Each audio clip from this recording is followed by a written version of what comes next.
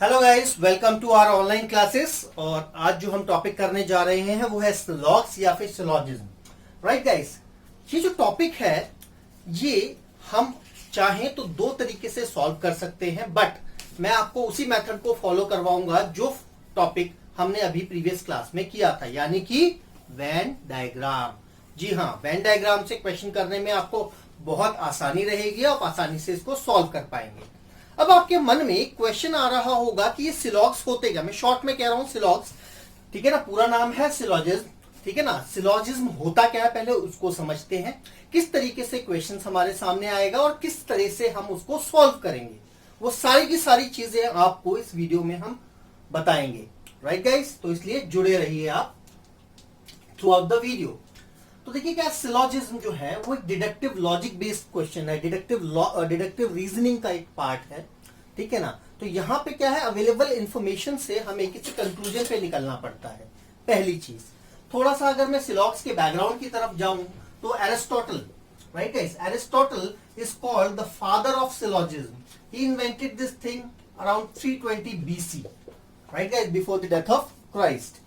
तो सिलॉग्स के हमने थोड़ा सा बैकग्राउंड के बारे में देखा कि किसने इसको मतलब किसको इसका जनक कहा जाता है, इज द एरिस्टोटल, और ये क्या है, डिडक्टिव लॉजिक का एक पार्ट है।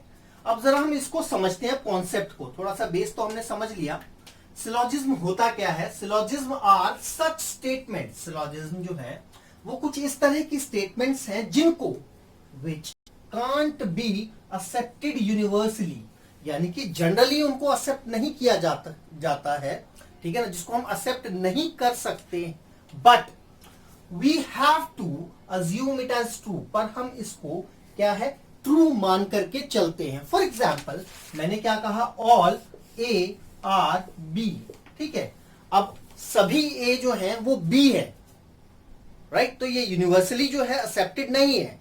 ए बी कैसे हो सकते हैं सारे के सारे, यानी कि ए के अंदर जो चीजें हैं वो सारी की सारी बी है, राइट। फॉर एग्जाम्पल मैं बता रहा हूं आप लोगों को, पर हम इसको क्या मान के चलेंगे, ट्रू मान करके चलेंगे कि जो भी इंफॉर्मेशन हमें दे रखी है वो ट्रू है, उसी के बेसिस पे हम कंक्लूजन पे निकलते हैं, ठीक है। अब इसकी कुछ टर्म्स की तरफ चलते हैं जो हमें आगे पढ़ने के दौरान जरूरी है या पढ़ते समय हमें जरूरत पड़ेगी उनकी, ठीक है। तो स्टेटमेंट की टर्म्स में मैंने आपके सामने दो और स्टेटमेंट लिखी। फॉर एग्जाम्पल मैंने कह दिया विवेक इज एन इंडियन, मैंने क्या कहा, विवेक इज एन इंडियन। तो ये क्या है, ये हमारी एक स्टेटमेंट है, ठीक है जी, स्टेटमेंट है, सिंपल, कोई प्रॉब्लम नहीं है। ऑल इंडियंस आर स्मार्ट, जितने भी इंडियंस हैं वो क्या है, स्मार्ट है। तो हमने क्या किया, इन दोनों ही स्टेटमेंट्स को ट्रू मानते हुए हम एक कंक्लूजन पे निकले। हम कंक्लूजन पे क्या निकले, कंक्लूजन ये कहता है कि विवेक इज स्मार्ट, राइट। हम कंक्लूजन पे क्या निकले हैं, विवेक इज स्मार्ट, राइट। हालांकि ऐसा नहीं कहा गया है, पर हमारे पास ये जो दो स्टेटमेंट, दो का मतलब है तो सारी की सारी स्टेटमेंट्स ही, इन सभी स्टेटमेंट्स, इन तीनों सेंटेंसेस को हम क्या कहेंगे, स्टेटमेंट्स। जबकि ये जो पहली स्टेटमेंट है, ठीक है ना, पहली स्टेटमेंट को क्या कहते हैं हम लोग, पहली स्टेटमेंट को कहते हैं प्रीमाइस। यहां पे दूसरा सेंटेंस भी हमारे पास प्रीमाइस कहलाएगा, और इस प्रीमाइस से हमने क्या डिडक्ट किया है, क्या डिड्यूस किया है, हमने डिड्यूस किया है कंक्लूजन, राइट गाइस। हमने क्या किया, डिडक्ट कंक्लूजन। यहां तक कोई परेशानी, फाइन। तो हमने क्या देखा, ये तीनों ही सेंटेंस क्या कहलाएंगे, पहली चीज स्टेटमेंट। स्टेटमेंट की जगह कई सारी बुक्स में इसको आर्ग्यूमेंट के टर्म्स में भी लिख दिया जाता है, तो घबराने की जरूरत नहीं है, ये क्या कहलाएंगे, आर्ग्यूमेंट्स। और ये जो दो स्टेटमेंट्स है शुरू की, ये क्या कहलाएंगी, प्रीमाइस, क्योंकि हमारा जो कंक्लूजन है वो इसी प्रीमाइस के बेसिस पे, यानी कि जो अवेलेबल इंफॉर्मेशन है, अवेलेबल सेंटेंस है, उसके बेसिस पर है। तो इस सेंटेंस को हम क्या कहेंगे, कंक्लूजन। कई बात समझ आई है, ठीक है ना। अब ये जो प्रीमाइस हैं ये कितने टाइप के हो सकते हैं, राइट। तो देखा जाए तो there are 4 types of premise. तो थोड़ी जगह उधर कम है तो I can write over here, there are basically 4 types of premise. I hope आपको समझ आ गया है प्रीमाइस क्या होता है, कंक्लूजन क्या होता है, और इन सेंटेंसेस को क्या कहा जाता है, स्टेटमेंट्स, राइट गाइस। तो हम देख सकते हैं टोटल कितने तरह के प्रीमाइस होते हैं, हमारे पास 4 तरह के प्रीमाइस होते हैं, ठीक है। अफर्मेटिव, जिसको हम सिंपल लैंग्वेज में कह सकते हैं पॉजिटिव, और नेगेटिव आप समझ ही सकते हैं, नो नॉट वाले, उस तरह के सेंटेंसेस, ठीक है। और इसमें भी 2 तरह के पार्ट्स होते हैं प्रीमाइस में, हमारे पास यूनिवर्सल और दूसरा क्या है, पर्टिकुलर। तो अब जरा एक एक एग्जाम्पल की मदद से समझते हैं। पहला मैं जो बना रहा हूं वो है यूनिवर्सल अफर्मेटिव। क्या है यूनिवर्सल अफर्मेटिव? मैंने कहा ऑल ए आर बी, तो ये जो सेंटेंस है, ये जो स्टेटमेंट टाइप है, ये क्या है हमारे पास? Universal affirmative. ठीक है, इसमें ज्यादातर ऑल टाइप के वर्ड हमें देखने को मिलते हैं। नेगेटिव में अगर हम जाएं तो नेगेटिव में किस तरह का सेंटेंस देखने को मिलेगा हमें? कहता है no A are B. Right guys, क्या है कि ए जो है, कोई भी ए जो है वो बी नहीं है। इसमें हमें इस तरह के वर्ड को देखने को मिलता है, नो टाइप का। तीसरा जो हम देखते हैं पर्टिकुलर अफर्मेटिव, यानी क्या है? Particular affirmative. इसमें हम कह सकते हैं सम ए आर बी, और यहां पे जो कीवर्ड है वो क्या है हमारे पास? सम। बात समझ आ रही है guys? Some A are B, यहां तो कोई प्रॉब्लम हुई? इसी तरह से पर्टिकुलर नेगेटिव में अगर हम जाते हैं तो हम क्या कह सकते हैं? Some A are not B. Right guys, तो यहां पर भी आप देख सकते हैं कि सम नॉट के साथ जो है वो क्या कहलाएगा? Particular negative. अगर वर्ड सम लगा हुआ है तो क्या है? Particular affirmative. अगर वर्ड ऑल लगा हुआ है, ठीक है ना, तो वो क्या कहलाएगा? Universal affirmative. और अगर नो लगा हुआ है, ठीक है ना, तो वो क्या कहलाएगा हमारे पास? स्टेटमेंट क्या कहलाएगी हमारे पास? क्या आर्ग्यूमेंट कहलाएगा प्रेमाइज के अंदर? वो कहलाएगा यूनिवर्सल नेगेटिव। तो हमने क्या देखा? टोटल 4 तरीके से जो सेंटेंस हैं वो हमारे सामने दिए जा सकते हैं। अब हमें क्या देखना है? अब हमें ये देखना है कि इन सभी तरह की जो प्रेमाइस हैं उनके ऊपर किस तरह से वेन डायग्राम्स बनेंगे और उनसे हम किस तरह से अपना कंक्लूजन ड्रॉ करेंगे। फाइन गाइस, तो एक बार इतने पार्ट को आप नोट कर लीजिए, फिर हम अगले पार्ट की तरफ चलते हैं। राइट, फाइन गाइस, अभी तक आप लोगों ने थोड़ा सा बेसिक देखा। बेसिक में हमने ये देखा सिलॉग्स होता क्या है, बेसिकली प्रेमाइस क्या होता है, कंक्लूजन कैसे ड्रॉ किया जाता है, स्टेटमेंट किसको कहते हैं, और कितने तरह के हमारे पास स्टेटमेंट्स आते हैं जिनसे हमें कंक्लूजन ड्रॉ करना होता है। फाइन, तो सबसे पहला केस जो है हमारे पास वो है यूए। मैं शॉर्ट में कह रहा हूं यूए। आई होप समझ गए आप कि यू का मतलब है यूनिवर्सल और ए का मतलब है अफर्मेटिव, यानी कि पहला केस क्या है? Universal affirmative. राइट, यहां पे मैंने केस 1 के अंदर आपके सामने स्टेटमेंट लिखी है, कहती है ऑल ए आर बी। क्या है स्टेटमेंट? कि ऑल ए आर बी। जब बात किसकी हो रही है? ऑल, तो ऑल किसको इंडिकेट करता है? यूनिवर्सल अफर्मेटिव को। अभी क्या कहता है कि जितने भी ए हैं वो क्या है? सारे के सारे बी हैं। समझ रहे हो? जैसे कि ऑल ह्यूमंस आर इंटेलिजेंट, तो हम कह सकते हैं कि जितने भी ह्यूमंस हैं वो क्या है? सारे के सारे इंटेलिजेंट हैं। तो ए जो है is a subset of B according to sentence, पहली बात। बट हम इस पहला केस तो इसका ये बन सकता है। तो अभी हम जो है सभी केसेस के जो 4 केस बन रहे हैं, पहला है यूनिवर्सल अफर्मेटिव, दूसरा है हमारे पास यूनिवर्सल नेगेटिव, तीसरा जो है हमारे पास पर्टिकुलर अफर्मेटिव, और चौथा केस जो बनता है हमारे पास पर्टिकुलर नेगेटिव। तो हम चारों ही केसेस के बारे में बात करेंगे कि इनसे कितने तरह के वेन डायग्राम बनाए जा सकते हैं। वेन डायग्राम हम लास्ट चैप्टर में पढ़ चुके हैं। राइट, तो इस चैप्टर को वेन डायग्राम के बेस पे ही हम सॉल्व करेंगे। पहला केस हमने देखा all A are B, example मैंने आपको बता दिया, like all cats are dogs या ऑल ह्यूमंस आर इंटेलिजेंट। इस तरह का कोई भी केस आप ले सकते हैं। तो इसका मतलब क्या हुआ कि जितने भी ए हैं वो क्या है? बी है। बट याद रखिएगा ऑल ए आर बी का ये मतलब बिल्कुल नहीं निकाला जा सकता कि ऑल बी आर ए, क्योंकि अगर हम इसको ऐसे बनाएंगे तो इसका जो सेंस है वो क्या हो जाएगा? उल्टा हो जाएगा, और जो हमारे पास वेन डायग्राम बनेगा वो क्या बनेगा? वो कुछ इस तरह से बनेगा, ऑल बी आर ए। और याद रखिए ये दोनों इक्वल नहीं होते हैं, ठीक है ना। उसका अलग सिस्टम, वो अलग चीज को इंडिकेट कर रहा है, वो अलग आपको प्रेमाइस बता रहा है, और ये अलग बता रहा है। तो याद रखिएगा ये दोनों सेम नहीं होते हैं, दे आर नॉट सेम। ठीक है, this one is correct but in this situation this one is not correct. दूसरा इसको केस जो बनाया जा सकता है, दूसरे तरीके से ये बनाया जो जा सकता है वो ये है कि हमने कहा है ऑल ए आर बी, ठीक है, ऑल ए आर बी। तो अभी हमने क्या देखा कि इसमें क्या कह रहा है? ऑल का मतलब क्या है? जितने भी ए हैं वो बी हो सकते हैं। ठीक है, हो सकता है कि कुछ रह गए हों, पर यहाँ पे क्या है कि जितने भी ए हैं वो सारे के सारे बी हैं। हो सकता है कुछ ना रहे हों। समझने का इस बात दोनों में, दोनों केसेस में क्या है कि यहाँ पे कहता है कि जितने भी ए हैं वो बी हैं। ठीक है, तो जो ए है, ठीक है ना, वो क्या है सारे के सारे बी हैं, पर ऐसा हो सकता है कि कुछ बी रह गए हों। राइट, जैसे ऑल ह्यूमंस आर इंटेलिजेंट, तो सारे के सारे ह्यूमन जो है वो इंटेलिजेंट है, पर ऐसा जरूरी नहीं है कि कुछ रह भी गए हों, अलग भी हो। पर यहाँ पे हमने क्या मान लिया कि जितने भी ह्यूमंस हैं वो सारे के सारे इंटेलिजेंट हैं। फाइन, तो इसको हम दो तरह से ड्रॉ कर सकते हैं। मैं इसको एक्स्ट्रा पार्ट को हटा देता हूं ताकि आप लोगों को कंफ्यूजन ना हो। राइट गाइस, तो ये जो मैंने आपको बताया, this is not equal. Clear guys? तो पहला, अगर आपके सामने इस तरह की स्टेटमेंट आती है तो उसका वेन डायग्राम दो तरीके से बनाया जा सकता है। अगले केस पे चलते हैं। अगला केस है हमारे पास यूनिवर्सल नेगेटिव। कहता है नो ए आर बी, कि जितने भी ए हैं वो बी नहीं है। ठीक है ना, नो ह्यूमन आर इंटेलिजेंट, कोई भी इंसान इंटेलिजेंट नहीं है। तो they both are disjoint set, इनका आपस में कोई रिलेशन नहीं है, इसलिए मैंने क्या किया, इनको टोटली डिफरेंट बना दिया, अलग अलग बनाया है। तो आपके सामने अगर इस तरह की स्टेटमेंट आएगी तो आपको भी इसी तरीके से इसका वेन डायग्राम बनाना है। राइट, इसको मैं यहां से हटा देता हूं, मैंने सिर्फ समझाने के लिए आपको ड्रॉ किया था। तो आप ये समझ लीजिए इनका आपस में कोई रिलेशन नहीं है, कि जितने भी ए हैं वो बी नहीं है। ठीक है, जैसे ऑल टेबल्स आर फ्लावर्स। ठीक है, मैंने क्या बताया था स्टार्टिंग में, आप कहोगे सर टेबल फ्लावर कैसे हो जाएंगे? तो ये क्या है कि ऐसी स्टेटमेंट जो यूनिवर्सली हम एक्सेप्ट नहीं कर सकते, बट हमें मान के चलना है कि वो क्या है, ट्रू है। तो हम मान लेंगे कि जितने भी टेबल हैं वो क्या है, फ्लावर्स हैं। समझ आएगा इस बात? तो अगर केस 2 की बात करते हैं जिसमें केवल एक ही केस बनता है, उसको किस तरह से वेन डायग्राम के बेसिस पे हम बनाएंगे, इस तरह से।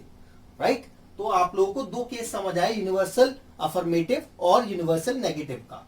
आगे चलते हैं जहां पे थोड़ी सी हमारे लिए केसेस जो है वो बढ़ने वाले हैं। पहला जो केस 3, जिसमें कहता है particular affirmative some A are B. इसका मतलब क्या है कि कुछ ए, क्या है गाइस, कुछ ए जो है वो बी है। तो हम कह सकते हैं कि ये जो पार्ट है ये क्या है, कॉमन पार्ट है। कुछ ए क्या है, बी है। तो इसका हम ये भी सेंस निकाल सकते हैं। राइट, हम ये भी सेंस कह सकते हैं कि कुछ बी जो है वो ए है। तो यानी कि हम इसको इस तरह से भी ड्रॉ कर सकते हैं। समझ रहे? तो ये जो है ये कॉमन पार्ट है जो दोनों आपस में शेयर कर रहे हैं। ये क्या है, कॉमन पार्ट है जो दोनों आपस में शेयर कर रहे हैं। तो अगर हमें इस तरह के पर्टिकुलर अफर्मेटिव स्टेटमेंट मिलती है, प्रेमाइस मिलता है, तो उसको हमें इस तरह से ड्रॉ करना होगा। राइट, तो पहला केस तो इसका ये बनता है। दूसरा, आगे की केस की तरफ चलते हैं। ठीक है, दूसरा केस क्या कहता है, सम ए आर बी।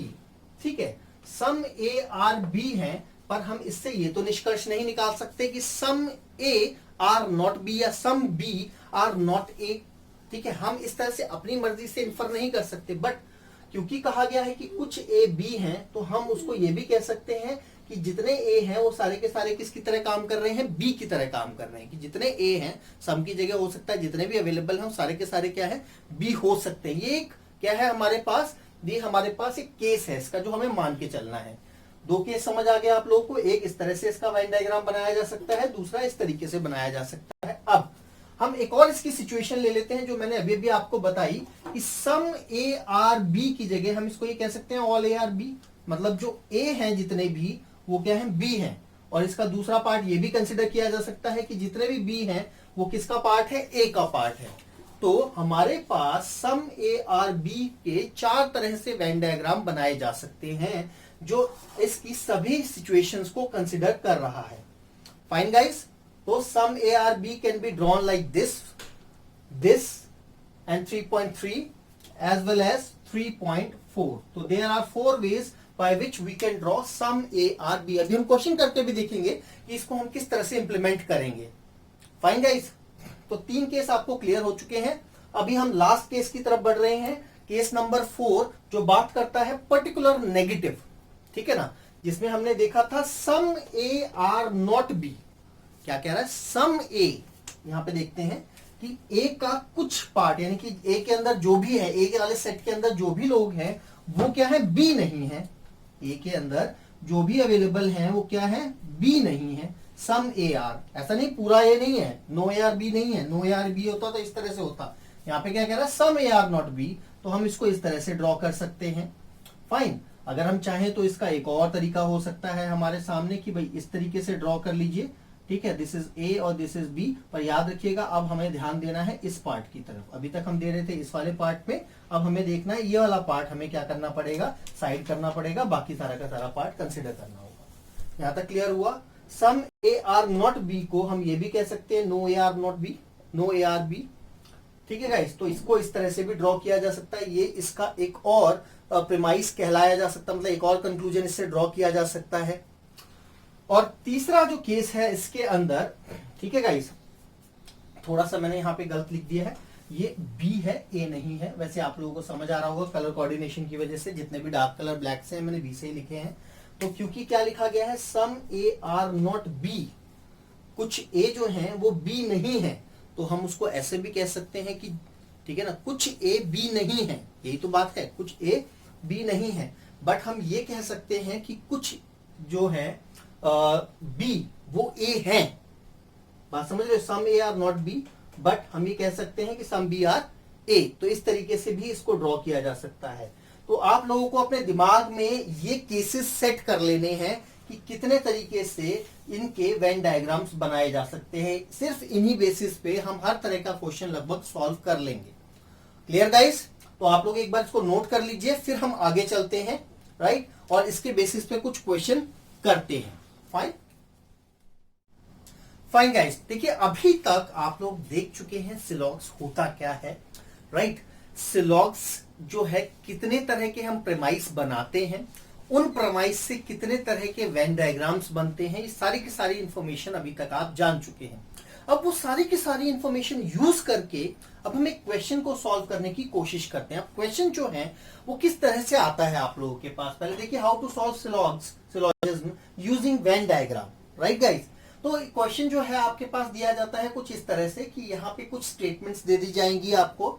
स्टेटमेंट्स के बेसिस पे आपको कंक्लूजन ड्रॉ करना है और आपको साथ साथ ये चेक करना है कि इन कंक्लूजन्स में से कौन सा कंक्लूजन जो है इन स्टेटमेंट्स को फॉलो कर रहा है या नहीं कर रहा है। हो सकता है सिर्फ एक ही कंक्लूजन फॉलो करे, हो सकता है दो करे, हो सकता है तीन करे, वो हमें according to the answer identify करना होगा, राइट गाइस। तो क्वेश्चन करने के लिए सबसे पहले हमें करना क्या पड़ेगा, इसका वेन डायग्राम बनाना होगा। तो सबसे पहले हम फर्स्ट स्टेटमेंट को देखते हैं। पहली स्टेटमेंट कहती है सम बाइक्स आर कार्स। तो याद देखिए गाइस, ये क्या है, सम। सम का मतलब क्या होता है, पर्टिकुलर अफर्मेटिव। और आप लोगों ने बनाना सीखा भी है कि इसको कैसे बना सकते हैं, हम इस तरीके से बना सकते हैं कि कुछ बाइक्स जो हैं वो क्या हैं, कार्स हैं। तो हमने यहाँ पे बाइक्स बना दी और कार्स बना दी, कुछ पार्ट्स का जो है वो कॉमन रखा अकॉर्डिंग टू द स्टेटमेंट। तो मैंने फर्स्ट जो है वेन डायग्राम इसका बना लिया। आगे चलते हैं, ऑल शिप्स आर ट्रेन्स। क्या कहता है सेकंड हमारे पास स्टेटमेंट कि जितनी भी शिप्स हैं वो क्या हैं, ऑल शिप्स आर ट्रेन्स। तो आपको पता है कि ऑल के केस को किस तरह से बनाना होता है हमें, शिप्स, जितनी भी शिप्स हैं they are trains, right guys. Second statement भी बन गई हमारे पास, राइट। अब हम जरा थर्ड स्टेटमेंट को बनाते हैं। थर्ड स्टेटमेंट में कहता है at least some buses are cars. यहां जो है कंफ्यूज नहीं होना, हमारी मेन जो स्टेटमेंट है वो यहीं से स्टार्ट है, सम बसेस आर कार्स। तो वी कैन ड्रॉ कि भैया सम बसेस, राइट। मैं थोड़ा कार्स को यहां रख रहा हूं, बाकी आपको कोई फर्क नहीं पड़ेगा इस चीज से कि मैं इसको यहां रखूं या इसको यहां रखूं, दोनों एक ही चीज है। Some buses are cars, some cars are buses, they both have same things, ठीक है, दोनों एक ही चीज को इंडिकेट कर रहे हैं। कोई प्रॉब्लम यहां तक आप लोगों को? तीन स्टेटमेंट्स हम बना चुके हैं। चौथी स्टेटमेंट कहती है नो बसेस आर शिप्स। तो फोर्थ स्टेटमेंट कहती है कि कोई भी जो बस है वो क्या नहीं है, शिप नहीं है। No buses are ship, right guys. तो यहां तक आपको ये चारों स्टेटमेंट्स को अगर मैं इंडिविजुअली ड्रॉ करूंगा तो इसी तरह से ड्रॉ की जाएंगी। यहां तक कोई परेशानी है आप लोगों को? अब मैं क्या करना है, मुझे इन सबको जोड़ना है आपस में। क्या करना है गाइस, इन सभी को आपस में जोड़ना है ताकि ये सारी जो स्टेटमेंट्स हैं ये मुझे एक कंक्लूजन ड्रॉ करने में मेरी मदद करे। अभी मेरे पास सिर्फ जो इंफॉर्मेशन थी मैंने उसको क्या किया, यहां पर रख दिया है आपके सामने। फाइन। तो अब हम जरा इनको जोड़ने की कोशिश करते हैं। पहले कॉमन चीज को आइडेंटिफाई करते हैं कि कॉमन क्या है। यहां पर ठीक है गाइस, ट्रेन शिप्स अलग है, ठीक है, यहाँ पे बाइक्स है, कार्स है, बसेस है। तो देखा जाए तो इनको आपस में जोड़ा जा सकता है आसानी से। अब किस तरह से जोड़ेंगे, तो इसको जोड़ने के लिए मैं क्या करता हूं कि अगर मैं इसी को यहां पर जोड़ दूं और इसको कुछ इस तरीके से लिख दूं, तो क्या मुझे कोई परेशानी होगी? कार्स एंड बसेस, ठीक है, इसी पार्ट को मैंने क्या किया, ऊपर जोड़ दिया गया है क्योंकि हमें जोड़ना है, ठीक है ना। तो अब हमारा क्या हो गया, ये वाला पार्ट जो है वो इसके अंदर ही जुड़ चुका है। तो अब हम देख सकते हैं some bikes are cars, some cars are bikes, some cars are buses, some buses are cars. ये हमारे पास वर्क स्टेटमेंट नंबर 1 और 3 को इंडिकेट कर रही है। Do we have any problem? No guys, we don't have any problem at all. अब बात होती है किसकी, ठीक है ना, स्टेटमेंट नंबर 4 को देखते हैं। स्टेटमेंट नंबर 4 जो है हमें किस चीज के बारे में बता रही है कि सम नो बसेस आर शिप, कोई भी बस जो है वो शिप नहीं है। तो बस हमारे पास यहाँ है और शिप हमारे पास यहाँ है। अगर मैं इन दोनों को आपस में कनेक्ट करूं तो इनका कोई रिलेशन नहीं बन रहा है, ये आपस में कनेक्ट नहीं हो रही है। तो मैंने ये वाला जो पार्ट है ये भी इसी के अंदर इंक्लूड कर दिया। अब मेरे पास जो फाइनल डायग्राम है वो क्या है, ये है जो मेरे नजरों के सामने मुझे दिखाई दे रहा है, जिसको मैं अब ग्रीन कलर से आपके सामने बॉक्स में रख रहा हूं। आई होप आप लोगों को समझ आया। अब सारी स्टेटमेंट्स हम यहीं पर देख सकते हैं। पहली स्टेटमेंट कहती है some bikes are cars, some bikes are cars, all ships are trains, all ships are trains, at least some buses are cars, some buses are cars, no buses are ships, no buses are ships, right? चारों statements आपस में जुड़ चुकी हैं। इसी information को मैंने क्या किया, उसके अंदर यूज कर लिया है। अब जरा मैं जो एक्स्ट्रा पार्ट है इसको हटा देता हूं ताकि आपके मन में कंफ्यूजन ना हो, ठीक है। आई होप आपको यहां तक पॉइंट समझ आ चुका है। अब इसके बेसिस पे अब हमें क्या करना है, कंक्लूजन ड्रॉ करना है। ये थोड़ा सा प्रैक्टिस से आपको क्लियर हो जाएगा। अभी मैंने आपको समझाने के लिए एक एक ड्रॉ करके बताया और आपस में सारे जोड़ दिए। अब इस इंफॉर्मेशन के बेसिस पे अब हम कंक्लूजन्स को चेक करते हैं कि क्या ये कंक्लूजन इन स्टेटमेंट्स को फॉलो कर रही हैं या नहीं कर रही हैं। पहला स्टेटमेंट हमसे कहता है all cars are trains, right guys, all cars are trains. Car यहां पर है, ट्रेन्स यहां पर है, कि क्या सारी की सारी ट्रेन्स कार है, जितनी भी कार्स हैं वो ट्रेन है? जी नहीं, इनका कोई रिलेशन बन ही नहीं रहा है। इनसे हम कोई भी कंक्लूजन ड्रॉ नहीं कर सकते, यानी कि ये जो कंक्लूजन है ये हमारे स्टेटमेंट को फॉलो नहीं कर रहा। अगला, some trains are ships, some trains are ships, ठीक है ना। हमने क्या देखा था, ऑल शिप्स आर ट्रेन्स, तो उससे हम पता है हम ये भी ड्रॉ कर सकते हैं कि सम ट्रेन्स आर शिप, ये ड्रॉ किया जा सकता है। जी हाँ, तो यानी कि ये जो स्टेटमेंट है, ये स्टेटमेंट क्या है हमारे पास, एकदम ठीक है, इसमें कोई प्रॉब्लम नहीं है। नेक्स्ट स्टेटमेंट कहता है some buses are bike, some buses are bike, तो ये रही बसेस और ये रही बाइक्स। तो बसेस और बाइक का आपस में कोई रिलेशन नहीं है, जबकि बसेस और कार का आपस में रिलेशन है, कार और बाइक का आपस में रिलेशन है, और ये कुछ कॉमन पार्ट जो है, कुछ कॉमन पार्ट आपस में शेयर कर रहे हैं। तो बसेस और बाइक्स आपस में कोई कॉमन पार्ट शेयर नहीं कर रहे हैं। तो वी कैन से ये जो हमारी स्टेटमेंट जो कंक्लूजन 3 है वो हमारी स्टेटमेंट्स को फॉलो नहीं कर रहा है, या जो हमारे पास अवेलेबल इंफॉर्मेशन है उसको फॉलो नहीं कर रहा है। अगला देखते हैं, स्टेटमेंट कहता है some cars are buses, some buses are cars and some cars are buses, दोनों एक ही चीज को इंडिकेट कर रही हैं। तो जी हाँ, ये जो स्टेटमेंट नंबर 4 है ये मेरे कंक्लूजन जो है, कंक्लूजन नंबर 4 जो है मेरी स्टेटमेंट्स को फॉलो कर रहा है। तो अब हमें आंसर चेक करना है कि हमारा आंसर क्या होगा। अगर सिर्फ ये स्टेटमेंट, ये कंक्लूजन अगर फॉलो कर रहा होता तो हमारा आंसर होता ए। अगर ये सेकंड कंक्लूजन फॉलो कर रहा होता तो हमारा आंसर होता बी। अगर सिर्फ 2 और 4 फॉलो कर रहा है तो हमारा आंसर क्या होगा, सी।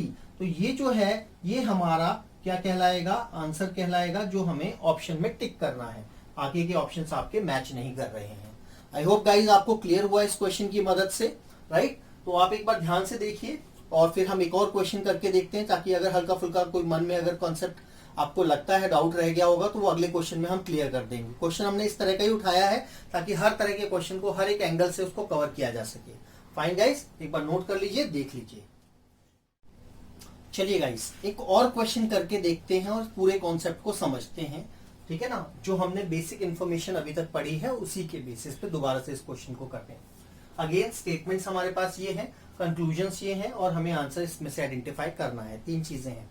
फिर हम वही टेक्निक मैं आप लोगों के लिए फॉलो कर रहा हूं। पहले क्वेश्चन नंबर 1, मतलब स्टेटमेंट नंबर 1 कहती है ऑल टाइगर्स आर डॉग्स। ठीक है, ऑल टाइगर्स आर डॉग्स। तो मैंने क्या किया, जितने भी टाइगर्स हैं वो क्या हैं, डॉग्स है। तो हम किस तरह से बनाएंगे इसको, आप लोग समझ चुके हैं। सबसे पहले बनेगा क्या है, टाइगर्स। ठीक है, जितने भी टाइगर्स हैं वो क्या है हमारे पास, डॉग। सॉरी, टाइगर जो है नीचे की तरफ बनेगा और dogs, right. All tigers are dogs. दूसरा पार्ट जो कहता है सम टाइगर्स आर कैट्स। ठीक है, थोड़ा सा मैं इधर को रखता हूं ताकि आसानी से इसी में बना लेंगे हम। सम टाइगर्स आर कैट्स, तो टाइगर्स और cats, some tigers are and cats. ठीक है guys. Sentence number 3, sorry statement number 3 कहती है ऑल कैट्स आर लायंस। जितनी भी कैट्स हैं they are what, all cats are lions. और स्टेटमेंट नंबर 4 हमसे कहती है ऑल काउज आर लायंस। तो जितनी भी काउज हैं वो क्या हैं, they all are lions. Fine guys, तो ये जो अवेलेबल इंफॉर्मेशन थी उसके बेसिस पे हमने 4 वेन डायग्राम बनाए।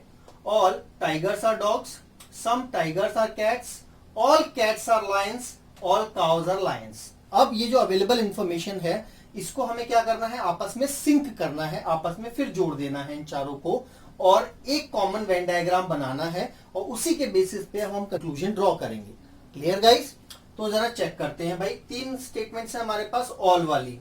ठीक है, ऑल वाली स्टेटमेंट्स को क्या कहता है, some dogs are tigers, lions are cats, some lions are cows. तो इन दोनों को अगर हम जोड़ें तो हमें काफी हद तक इंफॉर्मेशन कॉमन समझ आ रही है। और अगर मैं इन दोनों को जोड़ दूं तो मैं कुछ इस तरह से लिख सकता हूं कि, ठीक है ना, all cats are lions and all cows are lions.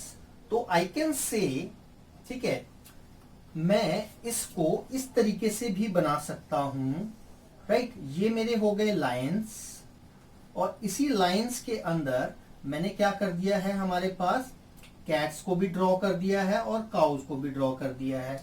तो ये दोनों ही स्टेटमेंट जो है मिल करके मैं इस तरह से स्टेटमेंट बना सकता हूं कि जितने भी लायंस हैं वो क्या है हमारे पास, जितनी भी कैट्स हैं वो क्या है, लायंस हैं, जितनी भी काउज हैं वो क्या है हमारे पास, लायंस हैं। यहां तक कोई परेशानी हुई आप लोगों को? नहीं। तो मैं इन दोनों को रब करके अब मैं अपने एक जो वेन डायग्राम है इसी को रहने देता हूं, क्योंकि जो 3 और 4 है वो मिलकर के अब मेरे पास ये बन गया। तो एक स्टेप कम हो गया मेरे पास। अब जरा हम कॉमन पार्ट्स को देखते हैं। कैट्स, कैट्स, पहले हम इन दोनों को दोबारा से जोड़ते हैं, ठीक है ना। तो this is the combination of 3 + 4। तो dogs, tigers, Lions, cats, dogs. ठीक है, तो इसमें कोई कॉम्बिनेशन बन नहीं रहा, पर हाँ इसमें कॉम्बिनेशन बन रहा है कैट्स का, राइट गाइस। तो मैं क्या कर सकता हूं कि इसी चीज के साथ कि कुछ टाइगर्स जो हैं वो कैट्स हैं, अगर मैं 1 और 2 को आपस में जोड़ूं तो मैं इस तरीके से एक और वेन डायग्राम बना सकता हूं कि मैंने लिखा है जितने भी टाइगर्स हैं वो क्या है मेरे पास, dogs.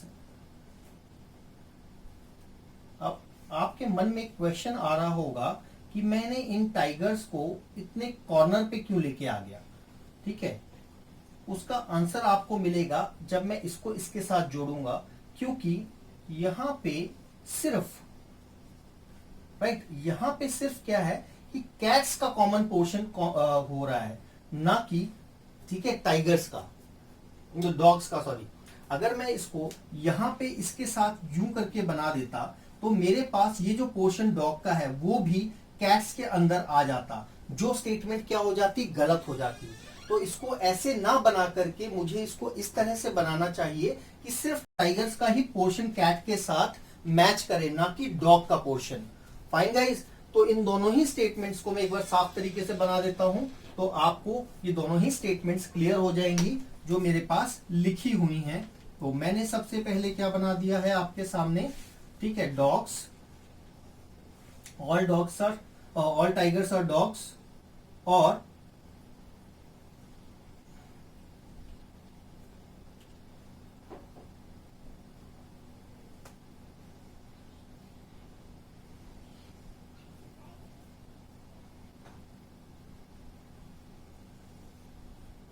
This is cats and this is tigers. तो अकॉर्डिंग टू जो हमने जोड़ा है वो है स्टेटमेंट नंबर 1 और 2 को, all tigers are dogs. Statement clear होगी, ऑल टाइगर्स आर डॉग्स। ये स्टेटमेंट हमारी ट्रू है, इसका वेन डायग्राम भी एकदम ठीक है। सम टाइगर्स आर कैट्स, तो some tigers are cats, some cats are tigers, तो ये पोर्शन जो है हमारा टाइगर्स और कैट आपस में शेयर कर रहे हैं। अब अगर यहाँ पे ध्यान से देखें आप, तो यहाँ पर भी कैट्स और काउज हैं। अब इन दोनों को हमें आपस में जोड़ना है, तो इनको भी आपस में जोड़ने का जो तरीका होगा हमारे पास, वो इसी तरीके से जोड़ा जाएगा कि right guys, cats cats as it is है, this is are cows and this is are lions. तो इसको भी मैं अब हटा सकता हूं कि इसको मैंने इसके साथ जोड़ दिया है, आप देख सकते हैं, कोई प्रॉब्लम नहीं है। अब हमारी जो चारों स्टेटमेंट्स हैं उनको हम इसी एक कॉमन वेन डायग्राम के अंदर चेक कर सकते हैं आसानी से, और उसके बेसिस पे कंक्लूजन ड्रॉ कर सकते हैं। दो स्टेटमेंट्स हम चेक कर चुके हैं, 1 और 2, ठीक है। ये वाला जो ड्रॉ है, ये ड्रॉ किसके ऊपर है, 3 और 4 के ऊपर बेस्ड है। तो कहता है ऑल कैट्स आर लायंस, सारी की सारी कैट्स लायंस है, done. All cows are lions, सारे के सारे काउज जो है वो क्या है, लायंस है, ये भी स्टेटमेंट डन हो गई। तो आप चेक कर सकते हैं इस कॉमन वेन डायग्राम के अंदर जो हमने आपस में क्या किया है, चारों स्टेटमेंट्स को जोड़ करके बनाया है, ठीक है ना। ये सारी स्टेटमेंट जो है आपस में कनेक्ट हो रही हैं, हमें दिखाई दे रही हैं। अब इसके बेसिस पे हमें कंक्लूजन्स ड्रॉ करने हैं। तो देखिए आधा काम आपका खत्म हो चुका है, आपका एक बार वेन डायग्राम बन गया तो उसके बाद कंक्लूजन ड्रॉ करने में ज्यादा परेशानी नहीं होती। अब देखिए स्टेटमेंट कंक्लूजन देखते हैं। कंक्लूजन नंबर 1 आपसे क्या कहता है, some dogs are lions, some dogs are lions, कि क्या कुछ डॉग्स क्या है, लायंस हैं। बताइए, बिल्कुल है। आप देखेंगे तो ये वाला पोर्शन और ये वाला पोर्शन जो है ये आपस में दोनों के दोनों शेयर कर रहे हैं, तो यानी कि ये वाली जो स्टेटमेंट है मेरी वो फॉलो कर रही है। आगे, some cows are dogs, some cows are dogs, जी नहीं, इनका आपस में कोई भी पोर्शन आपस में शेयर नहीं हो रहा है, तो ये वाला कंक्लूजन जो है मेरी स्टेटमेंट से ड्रॉ नहीं होता। Some lions are tigers, some lions are tigers, तो लायंस ये रहा और टाइगर्स ये रहा, बिल्कुल हो रहा है। तो आप देख सकते हैं कि कुछ लायंस जो है वो टाइगर्स के साथ इस कॉमन पोर्शन को शेयर कर रहे हैं, तो यानी कि ये वाली स्टेटमेंट जो है मेरी वो ये जो कंक्लूजन है मेरा ड्रॉ किया जा सकता है अवेलेबल स्टेटमेंट से। फिर कहता है ऑल कैट्स आर डॉग्स, कि क्या सारी की सारी कैट्स जो है वो डॉग्स हैं, जी नहीं, बिल्कुल नहीं। हमने यहाँ पे क्या देख सकता है, कुछ कैट डॉग्स हैं, कुछ डॉग्स कैट हैं, पर सारे के सारे जो कैट्स हैं वो डॉग नहीं है। तो मेरा जो कंक्लूजन नंबर 4 है वो अवेलेबल स्टेटमेंट से ड्रॉ नहीं किया जा सकता। तो अब आई होप आपको आपका आंसर मिल गया होगा कि अवेलेबल ऑप्शंस में से केवल ये जो ऑप्शन नंबर डी है जिसमें 1 और 3 कंक्लूजन जो है 1 और 3 जो है केवल वही फॉलो कर रहा है, तो option number D is our answer. ठीक है गाइस, आई होप आपको इन एग्जांपल्स की मदद से ये क्वेश्चन जो है वो समझ आ गए होंगे। आई वुड सजेस्ट यू कि भाई आपकी बुक के अंदर सिलॉजिज्म के जितने भी क्वेश्चंस दे रखे हैं आप सारे के सारे क्वेश्चंस अटेम्प्ट कीजिए, ठीक है ना। और भी जो कोई डाउट आता है आप लोगों को तो पता है आपके चैट्स में डाल देना है आप लोगों को। फाइन गाइस, तो आई होप आपको ये सारा का सारा पार्ट समझ आया होगा। विद दिस नोट, ठीक है, I am ending the session and that's all we have for today. See you in the next video. Till then, Jai Hind, bye bye.